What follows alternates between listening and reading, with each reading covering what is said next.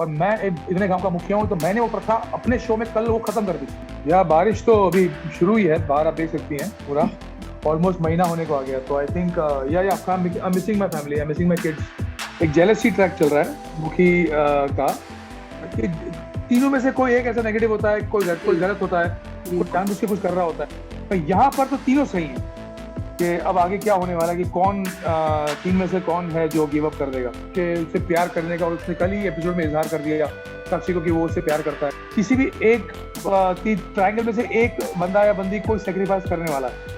और दूसरी बात है कि मैं फिर से बालाजी टेलीफिल्म के साथ काम करना चाहता था एकता के साथ, तो वो एक मौका मिला और इतने अच्छे शो के साथ ये शो करने की। और मोल्की की जो प्रथा है ना, वो इसके मैं बहुत खिलाफ हूँ। इस शो ने कभी टीआरपी को मद्देनजर रखकर कोई ट्रैक चेंज किया, ऐसा कुछ नहीं किया। और मैंने हरियाणवी लैंग्वेज के ऊपर काफी मैंने वीडियोस देखे, मैंने कि कैसे बोलते हैं, क्या क्या वर्ड होते हैं। मेरा रैपो सबसे अच्छा रहा है एवरीबॉडी। लेकिन अगर स्मृति ईरानी के साथ काम करने का मौका मिले, फिर से करूँगा। हमारा किरदार, हमारे रोल, हमारा काम लोगों को पसंद आ रहा है। तो आई thank Balaji telefilms, I thank all the audience. I am good. आप कैसे हो? मैं एकदम बढ़िया। आप बताइए sir, how is your days going? And अभी भी आप शूटिंग से ही आ रहे हैं? I got a message from ma'am. या मैं भी शूट से आ रहा हूँ। यस। तो सर बताइए। गोवा में शूटिंग चल रही है, कैसा एक्सपीरियंस है आपका? हम सीरियल में देख रहे हैं काफी बारिश हो रही है गोवा में और शूटिंग चल रही है, कैसा एक्सपीरियंस है? या बारिश तो अभी शुरू ही है, बाहर आप देख सकती हैं, पूरा माहौल है बारिश का। पूरा बारिश जोर जोर से आ रही है। गोवा में बारिश तो एकदम जम गई है। तो कैसा एक्सपीरियंस लग रहा है? मजा आ रही है आपको शूटिंग में? या बहुत अच्छा लग रहा है। रोज शूटिंग करते हैं और शाम को गोवा में बीच पे घूम के पार्टी करते हैं। तो इन वर्क सब हार्ड के पार्टी बीच हार्ड काइंड ऑफ। इन सब के बीच आपने टाइम दिया उसके लिए thank you. And thank you so much, my pleasure. Lockdown चल रहा है सर, और एंड साथ ही में शूटिंग भी चल रही है। तो फैमिली से इतना दूर रह के कितना मिस करते हैं आप अपनी फैमिली को? डेफिनेटली यार, मैं इतने टाइम से यहाँ पर हूँ। और जब मैं यहाँ पर आया था तो मेरे बच्चे मेरे साथ यहाँ पर आए थे, मेरी फैमिली आई थी। अभी सिर्फ मेरी वाइफ मेरे साथ हैं, बाकी बच्चे तो वापस बॉम्बे चले गए। उनको भी जाके ऑलमोस्ट महीना होने को आ गया। तो आई थिंक या missing my family, I missing my kids a lot. Show लेकिन बहुत अभी ही फेमस जैसे हो ही रहा बॉम्बे है। खुलेगा। शो अच्छा, thank you so much, thank you सो बहुत ही मच। फेमस हो रहा है, आपके कैरेक्टर को बहुत पसंद किया जा रहा है और हैशटैग भी बहुत ज्यादा फेमस हो चुका है। आपने सोशल मीडिया में देखा होगा, ट्विटर में देखा होगा, इंस्टाग्राम पे देखा होगा कि पूर्वीर हैशटैग काफी फेमस हो रहा है। तो कैसा लगता है आपको? डेफिनेटली बहुत अच्छा लग रहा है, क्योंकि इतने ज्यादा चैनल्स हैं, इतने चैनलों में इतने सारे शोज हैं, और इतनी सारी भीड़ है। मतलब इतने सीरियल्स की इतनी भीड़ है, उसमें पूर्वीर लोगों को पसंद आ रहा है, लोग उसे लाइक कर रहे हैं, पूर्वी और वीरेंद्र प्रताप सिंह को। तो आई थिंक ये एक अचीवमेंट है हमारे लिए, कि हमारा किरदार, हमारे रोल, हमारा काम लोगों को पसंद आ रहा है। तो आई thank Balaji telefilms, I thank all the audience for this. बहुत अच्छी क्योंकि बात ये इतने भी टाइम है। के बाद हाँ, जी जी बोलिए। मैं ये कह रही थी कि ये जो शो है आपका मोल्की, इसमें एक तो बहुत अच्छी बात है कि बहुत ही पॉजिटिव लेसन लोगों के सामने लेके आ रहा है। और ऐसा एक शो आया था पहले, लेकिन इससे ये काफी डिफरेंट है, बहुत ही पॉजिटिव सोच के साथ है और आपका कैरेक्टर लोगों को इतना ज्यादा पसंद आ रहा है। आगे इस कैरेक्टर के और कौन से शेड्स देखने को मिलने वाले हैं हमें शो में? मुझे लगता है कि मुखी वीरेंद्र प्रताप सिंह के काफी काफी शेड्स, काफी 9 रस के काफी रस दिखा दिए। ऑलमोस्ट सारे के सारे 9 रस मुखी ने दिखा दिए ये पिछले 6-7 महीनों में। आगे भी बहुत, मतलब अभी अभी फिलहाल जो ट्रैक चल रहा है हमारा, वो एक जेलसी ट्रैक चल रहा है मुखी का। तो वो एक अलग सा रूप है मुखी का। फिर इमोशनल तो काफी, मतलब ये शो पहले जो शुरू हुआ था उससे भी काफी एक नेचुरली एक प्रोग्रेस कर रहा है, कि एक अभी इमोशनल ट्रायंगल चल रहा है तीनों के बीच में। और तीनों में ऐसा है कि तीनों किरदार जो अपने अपने तरीके से सब सही है, कोई गलत नहीं है। ये सर्कमस्टेंसेस ऐसे हो गए थे कि ये सिचुएशन तीनों की जिंदगी में आ गई है, पर आई थिंक तीनों अपने अपनी जगह पे सही है। तो वो एक ऐसा कभी कभी क्या होता है, मोस्टली ऐसा होता है कि तीनों में से कोई एक ऐसा नेगेटिव होता है, कोई जी गलत होता है, जी कोई जानबूझ के कुछ कर रहा होता है। पर यहाँ पर तो तीनों सही है। तो मुखी अपनी जगह पे सही है, पूर्वी सही है, साक्षी सही है, तो गलत कोई नहीं है। तो उसको इस सिचुएशन को तोड़ पाना या आगे क्या होगा, तो ये एक बहुत ही बड़ा इंटरेस्टिंग पॉइंट बन जाता है एक शो के लिए, जी कि अब सब सही है तो फिर, क्योंकि जब कोई गलत होता है तो पता है कि ये आदमी गलत है, ये लेडी गलत है, तो ये भी ये हट जाएगी। तो यहाँ पे तीनों सही है, तो अब कौन हटेगा या क्या होगा, ये एक बहुत इंटरेस्टिंग पॉइंट है ये शो का। तो फिलहाल तो उसी के ऊपर हम खेल रहे हैं कि अब आगे क्या होने वाला है, कि कौन तीन में से कौन है जो गिव अप कर देगा, काइंड ऑफ थिंग। और अब साक्षी आ गई है शो में वापस, तो फैंस काफी आपके मिस कर रहे हैं। जो पूर्वीर मोमेंट होता है वो अब बहुत कम देखने को मिल रहा है, ज्यादा सीन्स नहीं साथ में देखने को मिल पा रहे हैं। तो फैंस के मैसेजेस आते हैं आपको कि हमें आप दोनों को साथ में देखना है? या आते हैं काफी, इंस्टा पे और फेसबुक पे काफी मुझे मैसेज आते हैं कि वो थोड़े हमारे जो रोमांटिक सीन से वो कम हो गए हैं। लेकिन क्या है ना कि एक सीरियल का एक दौर होता है, जो एक एक ट्रांजिशन होता है, एक आफ्टर वन पॉइंट वो गिव अप करके एक आगे बढ़ना पड़ता है। और जैसे सब जानते हैं कि मोल्की ऐसा शो है जो ज्यादा किसी इशू पे, किसी एक मुद्दे पे टाइम वेस्ट नहीं करता। वो सीधा आगे बढ़ जाता है, और शो की एक एक अलग अपनी रफ्तार है। तो वो रफ्तार को बरकरार रखते हुए ये डेफिनेटली उतना ज्यादा अभी वो पूर्वीर मोमेंट नहीं आ रहे हैं डेफिनेटली, लेकिन ऐसा नहीं कि वो खत्म हो गए हैं। अपनी अलग किस्म से पूर्वी मोमेंट आ रहे हैं, जहाँ जहाँ पर मुखी पूर्वी के उससे प्यार करने का, उसने कल ही एपिसोड में इजहार कर दिया साक्षी को कि वो उससे प्यार करता है। प्यार कर तो अपने अलग तरीके से मुखी दिखा रहा है, वो एक थोड़ा सा मेच्योरिटी लेवल प्यार में है, मुखी थोड़ा बड़ा है। तो आई थिंक पूर्वी मोमेंट है, अलग है, वो सेम नहीं है। सेम दिखाएंगे तो पब्लिक भी बोर हो जाएगी। तो ये रोमांस उनका आगे बढ़ चुका है, और अब ऐसा मौका एक ऐसा लग रहा है कि किसी भी एक ट्रायंगल में से एक बंदा या बंदी कोई सेक्रीफाइस करने वाला है अपने प्यार को। तो वो एक मोमेंट अभी आने वाला है। तो वो एक बहुत सेंसिटिव इशू होगा ये शो के लिए। तो वो देखना है कि कौन कर रहा है ऐसा, मतलब या फैंस किसका काफी हो जाएगा। एंजॉय करने वाले हैं और वो काफी बहुत ज्यादा, एक्साइटेड भी हैं। हाँ, बहुत ज्यादा, तो बहुत ये ज्यादा। सर, जब आपके पास ये रोल आया है मोल्की का, कैसे, पहले तो आपके पास तक ये कैसे आया है रोल? सबसे बड़ी बात तो ये है कि रोल आपके पास आने के बाद कैसे रिएक्ट किया आपने रोल के लिए, और आप क्या सोचते हैं मोल्की प्रथा के बारे में? आप दो सवाल आपके हैं। तो पहला सवाल ये कि रोल कैसे मेरे पास आया। सबसे पहले मतलब ये लास्ट ईयर लॉकडाउन में, जब लॉकडाउन खत्म होने वाला था हमारा, जुलाई अगस्त के आसपास, जब धीरे धीरे खुल रहा था हमारा देश, तो लॉकडाउन खुल रहा था, तो तब मुझे काफी सीरियस के ऑफर आए थे। एक्चुअली इनफैक्ट जून महीने से आई थिंक शुरू हुए थे ऑफर्स। इतना कुछ ज्यादा इंटरेस्टिंग नहीं आ रहा था मेरे पास कि मैं एक लंबे टाइम तक कमिटमेंट कर दूं और मैं एंजॉय करूं साथ में। क्योंकि डेली सोप में ऐसा होता है ना कि इंसान को रोज महीने में 20 25 30 दिन काम करना पड़ता है, और वो उसमें अगर वो एंजॉय ना करे किसी रोल को, तो फिर वो एक मोनोटोनस हो जाता है कि चलो यार आओ सीन करो निकल जाओ। तो मुझे ऐसा कोई काम कभी मैंने ना किया है, ना मैं ऐसा करना चाहूंगा। मैं वही रोल पिकअप करता हूँ जहां मैं उसको एंजॉय करूं लंबे टाइम तक, और मैं इसका अपना 100% से भी ज्यादा दे पाऊं, एक जस्टिस कर पाऊं मेरे कैरेक्टर को, मेरे रोल को, ताकि मेरे प्रोड्यूसर, मेरे डायरेक्टर मेरे से खुश रहे, मेरे राइटर मेरे से खुश रहे, मेरे बारे और मेरा अच्छा अच्छा रोल लिखे मेरे लिए। तो वो एक ऐसा शो मैं ढूंढ रहा था, और इतने में मुझे बालाजी टेलीफिल्म से जस्सी का फोन आया। जस्सी हमारी क्रिएटिव हेड है, उसका मुझे फोन आया था। तो मैं पहली बार उससे मैंने बात की, और मैंने उससे पहली बार मैंने फोन व्हाट्सएप पे, और मैंने उससे काफी कुछ मैंने आगे पीछे क्या सोच रहे हैं मेरे कैरेक्टर को लेकर डीपली मैंने बात करी। मैंने शो के बारे में बात करी, तो मुझे लगा कि ये शो है ना, ऐसा शो है कि सबसे बड़ी बात है कि ये कभी हुआ नहीं है, कभी अटेम्प्ट इसके बारे में किया नहीं जी। इस किस्म के कुछ शो आए होंगे, लेकिन ऐसा इस शो मुद्दे नहीं पे आया पर्टिकुलर कोई शो आज तक नहीं आया। ये फर्स्ट टाइम। तो सबसे पहले मेरा करने का मुद्दा ये था कि ये शो बनना चाहिए, और एकता कपूर ने ये बहुत बड़ा एक हौसला दिखाया है कि किसी प्रथा के खिलाफ जाकर आप उसकी सच्चाई लोगों के सामने लाओ। तो ये एक बहुत ही बहुत बड़ी बात है और ये शो बनना चाहिए था। और दूसरी बात है कि मैं फिर से बालाजी टेलीफिल्म के साथ काम करना चाहता था, एकता के साथ, तो वो एक मौका मिला और इतने अच्छे शो के साथ।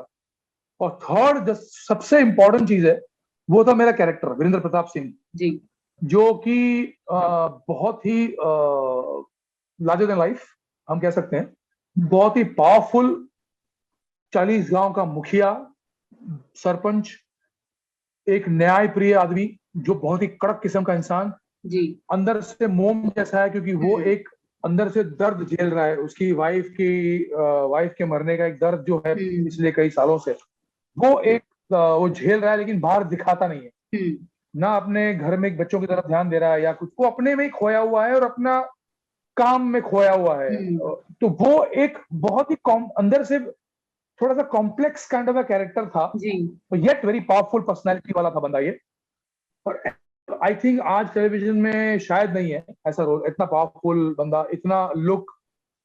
और दूसरी फोर्थ बात इसमें ये थी कि मैं ऐसा एक जो लीड पैर जो थी, मतलब 20-22 साल की लड़की हो और एक 40 साल का आदमी हो, एक डबल एज का, वो मैं पहले एक्सपेरिमेंटल ये मैं साथ निभाना साथिया 1 में कर चुका हूँ जो बहुत सक्सेसफुल था, धर्म सूर्यवंशी और मीरा का, जो हमारा कैरेक्टर धीरा करके, हमारा जो एक यहाँ पूर्वी रेवा धीरा था, तो धीरा भी हमारा बहुत फेमस था, बहुत, आज तक वो बहुत फेमस है, लोग आज भी उसे याद करते हैं, हमको टैग करते हैं, उसके वीडियोस अपलोड करते हैं, ये 5 साल के बाद भी। तो वो मुझे लगा कि एक और ये एक बार सक्सेसफुल एक्सपेरिमेंट जो हुआ था पहले, उसका एक और मौका मिल रहा है करने का, तो मुझे बहुत कॉन्फिडेंस था कि ये पैर हमारा हिट होगा, यू नो। और मतलब बहुत सारी वजह थी ये करने की, ये शो करने की। और मोल्की की जो प्रथा है ना, वो इसके मैं बहुत खिलाफ हूँ। जब मैंने इसके बारे में सुना मुझे बहुत दुख हुआ कि हमारे देश में ऐसी कोई प्रथा भी है, यू नो, इतनी जो चली आ रही है इतने सालों से, जो आज भी चली आ रही है। और आज भी गूगल पे अगर देखें आप, गूगल करके देखें, तो आज भी पिछले साल, मतलब लॉकडाउन के पहले वाले साल 2019 में भी करीब हरियाणा राजस्थान में मिलकर करीब 1.5-2 लाख मोल्कियां हुई हैं, जो बहुत ज्यादा है, मतलब बहुत too much, it's a high ratio, बहुत ज्यादा रेशियो है इसका। तो मेरे हिसाब से ये प्रथा कुप्रथा है और इसके ऊपर कुछ लोगों में एक जागरूकता पैदा करनी चाहिए। और जब एक अच्छा शो, अच्छा प्रोडक्शन हाउस और कलर्स टीवी जैसे एक अच्छे चैनल पर ये आएगा, जो बहुत ही प्रोमिनेंट चैनल है, तो कई देशों में आज प्रोमिनेंट है चैनल, तो वहां पर आएगा तो लोगों में ये बात पहुंचेगी कि ये प्रथा कितनी खराब है। तो इतना भाग रहा है, इतना हमारे एक शो का पेस है, लोगों को बांधे रख रहा है, लेकिन कभी हमने कॉन्शियसली कभी ये मुद्दे से हम हटे नहीं। इतने आज 7 महीने 8 महीने हो गए हमारे शो को ऑनर आए हुए, हम कभी इस मुद्दे से हटे नहीं है। ये सबसे बड़ी, क्योंकि बहुत सारे शो ऐसे हैं, मैं नाम नहीं लूंगा, जो फेमस काफी शोज थे जो शुरू होते किसी मुद्दे से और वो मुद्दा भटक जाता है, और वो मुद्दा ही कोई, हाँ, मेन मुद्दे से हट जाते हैं और कहीं और किचन पॉलिटिक्स की तरफ मुड़ जाता है और वो टीआरपी के गेम में अटक जाता है। इस शो ने कभी टीआरपी को मद्देनजर रखकर कोई ट्रैक चेंज किया, ऐसा कुछ नहीं किया। जो हमारी जो शो की जो बेस, हमारा जो सीड है, जो जर्म है, मोल्की और उसकी प्रथा और उसके बारे में लोगों में अवेयरनेस लाना, वो पकड़ के रखा हुआ है। साइड ट्रैक इंटरेस्टिंग बनाए रखना पड़ता है, वो सब हुआ। लेकिन मोल्की की प्रथा जो है उसके बारे में हमेशा बातें होती है। कल के एपिसोड में भी हमने बहुत बड़ा मुद्दा उठाया मोल्की दिवस का, जो वहां पे एक्चुअल प्रथा है, जो वो कितनी खराब प्रथा है। और मैं इतने गांव का मुखिया हूं, तो मैंने वो प्रथा अपने शो में कल वो खत्म कर दी। तो एक ये मैसेज जाता है कि इतना एक अगर पावरफुल कैरेक्टर जो ये कर सकता है, तो जो एक्चुअल करते होंगे उनको एक मैसेज पहुंचता है। और जो मोल्की लड़कियां अगर वो कहीं पर ये शो देखती होंगी ना, तो उनको अंदर से हिम्मत मिलेगी इसके खिलाफ फाइट करने में। ये हमारा, अगर हम इतनी सारी मोल्कियां हैं, अगर कुछ 100, 150, 200 या उससे भी कम मोल्कियां भी अपने आप में हिम्मत जगा के इसके खिलाफ लड़ सकती हैं, तो I think we achieve the whole purpose. You know, ये बहुत बड़ी बात हो जाएगी हमारे लिए। तो आई थिंक ये बहुत ही बढ़िया शो है और इस किस्म के जो सेंसिटिव मुद्दे हैं उस पे शोज और बनने चाहिए। तो मेरे हिसाब से मैं I am very happy first to be a part of Mulki, second to work with Colors in Balaji telefilms playing Virendra Pratap Singh, इतना पावरफुल कैरेक्टर। और मैं I am just loving this character like anything. मुझे बहुत मजा आ रहा है प्ले करके। आपके साथ सर लोग भी बहुत पसंद कर रहे हैं क्योंकि कैरेक्टर ही इतना पावरफुल है, और सर मजा भी तभी आती है कैरेक्टर को देखने में जब उसको निभाने वाला भी उस कैरेक्टर से उतना ही प्यार करता है। और अगर जैसा कि आपने बात थैंक करी यू सो मच। मोल्की, मतलब पहली बार इस शब्द के साथ पहली बार हमें टीवी में देखने को मिल रहा है, और साथ ही में इस शब्द के साथ जब ये अवेयरनेस फैला रहा है, ऐसे लाखों लोग होंगे जिनको पता ही नहीं होगा कि इस तरह की प्रथा आज भी हमारे देश में हो रही है। तो ये जो अवेयरनेस फैला रही है, ये बहुत ही अच्छा काम हो रहा है, इससे अवेयरनेस फैल रही है। और जैसा कि आपने खुद कहा कि जो मोल्कियां हैं वो जो देखती होंगी तो उन्हें काफी शक्ति मिलती होगी। बिल्कुल आपने बिल्कुल। एकता कपूर जी का नाम लिया, क्या मेरे कैसा मेरा रिलेशन नेटवर्क बहुत अच्छा। एकता वेरी स्वीट, हम लोग मिले थे। एकता बहुत ज्यादा व्यस्त है अपने ऑल्ट बालाजी अपने वेब वेब चैनल पे, तो उतना इंटरेक्शन नहीं हो रहा मेरा जैसे पहले होता था हमारा, क्योंकि वो बहुत ज्यादा व्यस्त है। डेफिनेटली बहुत सारी रिस्पॉन्सिबिलिटी बहुत है उसके सर पे। तो आई थिंक हम मिले थे पहले जब शो शुरू हो रहा था, तो एकता ने मुझे ऑप्शन दिया था कि अमर तुम हिंदी बोलना पसंद करोगे या हरियाणवी है? एक्सेंट के साथ। तो हिंदी, मुझे ऐसा महसूस हुआ कि अब अगर एकता ने मुझे पूछा है, ऑप्शन दिया है, तो मुझे ऐसा कुछ करना चाहिए जो मैंने पहले कभी किया नहीं है। नहीं किया। क्योंकि इतने सालों से हिंदी तो बोल ही रहे हैं हम लोग, और नया क्या कर रहे हैं, और अगर ये और इतने सारे शोज टेलीविजन पे, हर चैनल पे इतने अलग अलग लोग कोशिश करते हैं शो बनाने की, तो मैं ऐसा क्या अपने एज एन एक्टर करूं कि शो अलग दिखे, you know. So I think मैंने कहा कि मैं हरियाणवी बोलूंगा, हरियाणवी एक्सेंट के साथ। तो मेरे साथ फिर मेरी माँ जो बनी है सुप्रिया जी, जो मेरे मामा जी बने हैं अभय भार्गव जी, और एक दो और किरदार जो हैं जो सीनियर हैं। तो हमने सोचा कि हम लोग एक जनरेशन जो है, मतलब मेरी और मेरे आगे वाली जनरेशन जो है, मेरे पहले वाली, तो वो लोग हरियाणवी बोलेंगे और जो बच्चे हैं वो हिंदी बोलेंगे। तो उस किस्म का एक डिवाइड हो गया लैंग्वेज का एक्सेंट लेकर, और मेरे हिसाब से वो बहुत काम कर गया। मुझे मुझे लग रहा है, और मुझे हरियाणवी बोलकर बहुत मजा आ रहा है, क्योंकि मैंने काफी सीखा इसको ऑनलाइन जाकर। बहुत मेहनत लगी होगी क्योंकि ये बहुत डिफरेंट शुरुआत में तो लैंग्वेज हमारे पास टीचर, है। क्या बहुत डिफरेंट है। मैं गुजराती हूँ बाय द वे, और कभी हरियाणवी मैंने बोली नहीं है आज तक। एक उनका एक अलग लहजा है, अलग उनका एक फ्लेवर है, बहुत ही एक कड़क भाषा है, हम्म। जो एक वीरेंद्र प्रताप सिंह के कैरेक्टर को बहुत सूट करता है हरियाणवी। लगेगा देख के कि ऐसा आदमी एक हरियाणवी होना चाहिए, उसको देख के कि ये ऐसा कुछ भाषा बोले, कड़क दिखने वाला आदमी कड़क भाषा बोले तो और भी सूट करता है। तो मुझे ऐसा लगा, मैंने एक अगर मैं हरियाणवी बोलूंगा, और उसने कहा कि हमारे देखो आगे बड़े बड़े डायलॉग भी आ सकते हैं, वो फिर इतने लंबा टाइम तक हम कोशिश करेंगे कि ये शो बहुत लंबा चले। हम्म। तो आपको मैं मतलब कोई बात नहीं, अगर एक बार मैं जो हरियाणवी बोलना शुरू करूंगा तो मैं आ जाएगी। मतलब शो जब तक शो रहेगा तब तक मैं उससे वही लैंग्वेज बोलता रहूंगा। हम्म। तो ये एक चैलेंज था। अब तो मुझे, मैं बहुत ज्यादा कंफर्टेबल हो गया हूँ उस लैंग्वेज से। हमारी टीचर भी थी, तो वो टीचर भी हमारी सेट पे 3 महीने आई थी। कुछ छोटी मोटी चीजें जो Haryanvi is very close to Rajasthani language, एक बहुत ही थिन लाइन है। तो कभी कभी बाय बाय मिस्टेक मैं राजस्थानी टच आ रहा था इनिशियली मेरा। जब वो टीचर आई हमारे पास, तो उसने हमें थोड़ा बताया कि ये हरियाणवी और ये राजस्थानी में ये फर्क है। तो वो एक और थोड़ा सा पॉलिश हो गया हमारा लैंग्वेज। तो बस वो एक अच्छा हो गया कि, और ज्यादा ऑथेंटिक लगा मेरा बोलने का तरीका। सुन के और देख तो के आई पता थिंक नहीं दैट चलता दैट है, लैंग्वेज। ऐसा कहीं से नहीं लगता है कि आपको हरियाणवी नहीं आती है। देख के जब हम सुनते हैं आपको तो ऐसा लगता है कि ये हरियाणवी इंसान इस चीज को प्रेजेंट कर रहा है, तो बड़ी मजा आती है सुनने मैंने में। मैंने रिसर्च किया, मैंने स्टडी किया इसके ऊपर, मैंने काफी वीडियोस देखे, मैंने मोल्की के,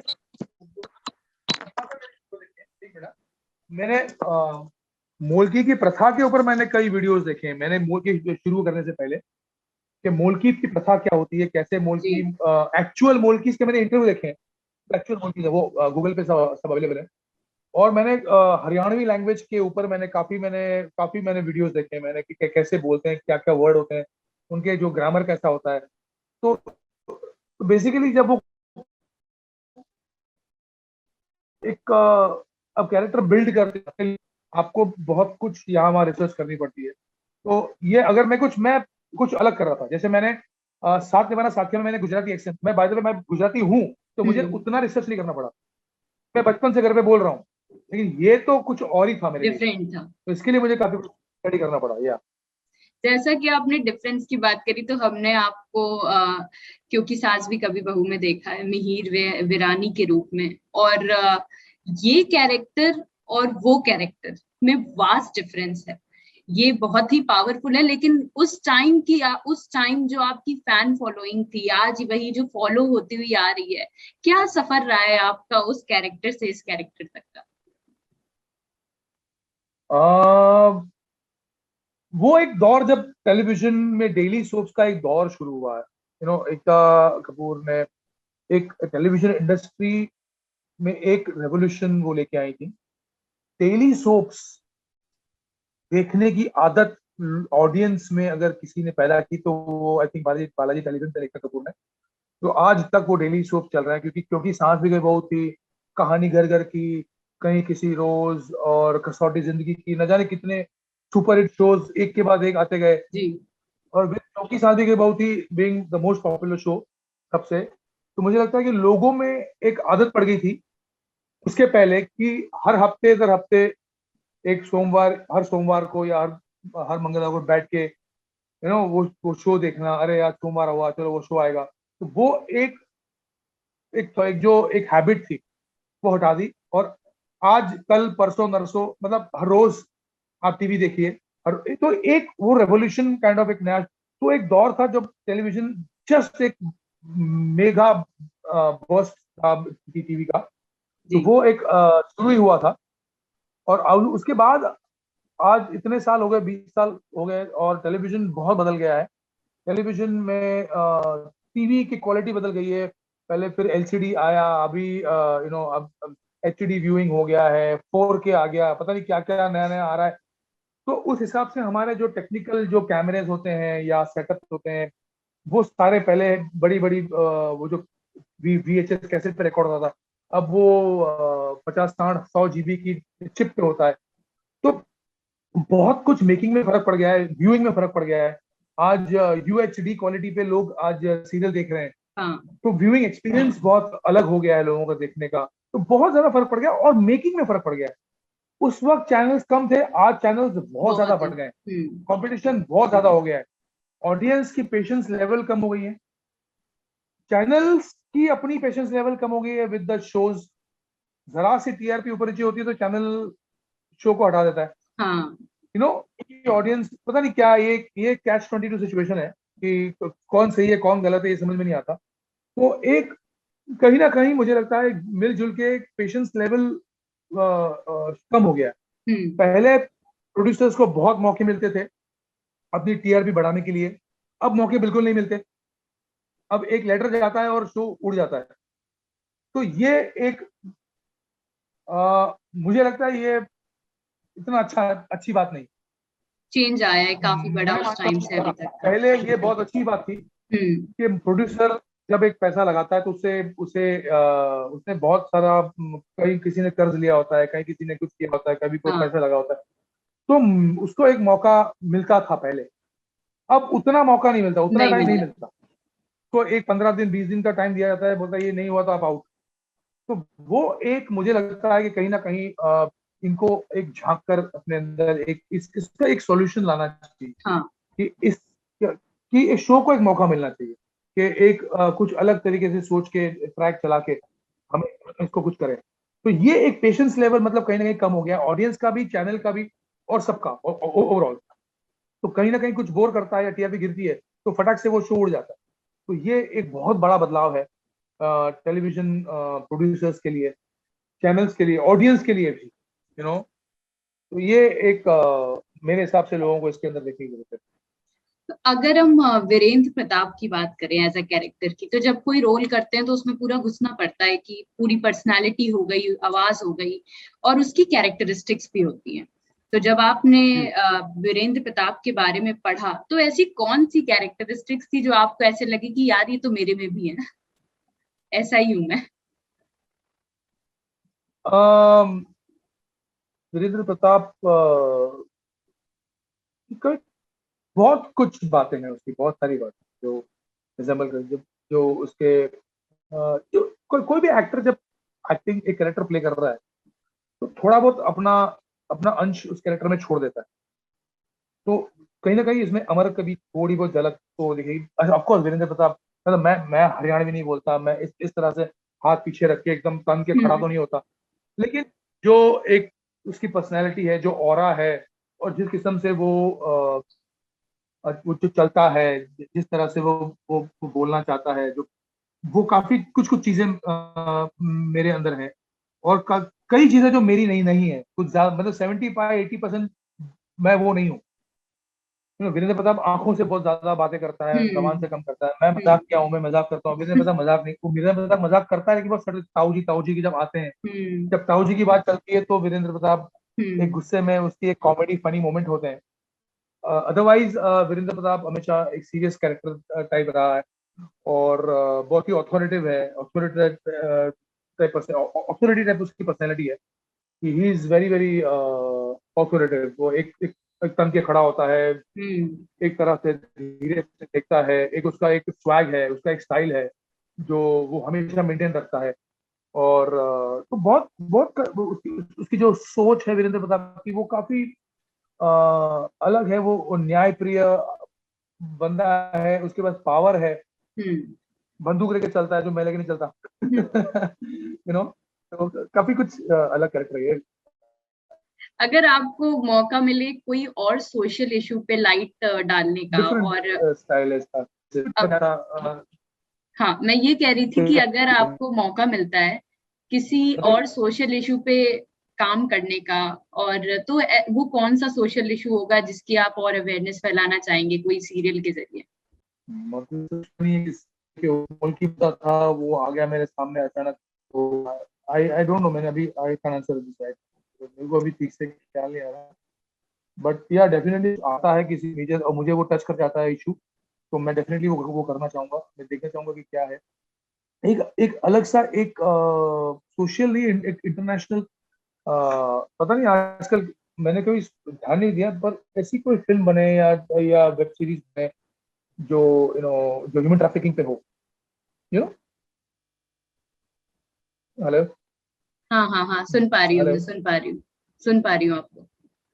तो ह्यूमन ट्रैफिकिंग एक और बहुत ही मेजर इंटरनेशनल मुद्दा है, जो अगर उसके ऊपर कुछ बने, टीवी सीरियल, पता नहीं बनेगी नहीं बनेगी, अच्छी बन सकती है नहीं, पता नहीं, पर या आपको फिल्म बने या उसमें कुछ एक अच्छा रोल हो जिससे मैं एक सॉलिड कैरेक्टर में निभा सकूं, तो I think I would love to do on that issue. This काफी इज अ बड़ा और मेजर इशू। काफी अच्छा टॉपिक उठाया आपने, ह्यूमन ट्रैफिकिंग का। बहुत ऐसा बहुत मतलब अभी बहुत तक बहुत बड़ा देखने को ये नहीं मिला है, कुछ खास हमें देखने को इसमें नहीं मिला। देखने को नहीं मिला है, और अगर ये आएगा तो शायद लोग इसे पसंद भी बहुत करेंगे, क्योंकि काफी रिलेट कर पाएंगे लोग इससे।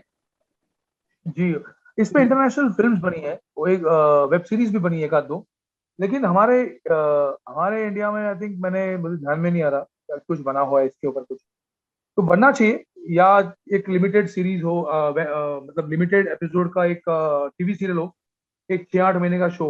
मुझे पता नहीं ये लंबा चलेगा नहीं चलेगा, लेकिन एक 6-8 महीने का लिमिटेड फाइनाइट शो हो तो ये बनना चाहिए मेरे हिसाब से, एक प्रॉपरली। तो लेकिन हमारे वहाँ टेलीविजन पे दिखा पाएंगे, नहीं दिखा ये भी पाएंगे बहुत बड़ा इस क्वेश्चन किस्म है का, जी।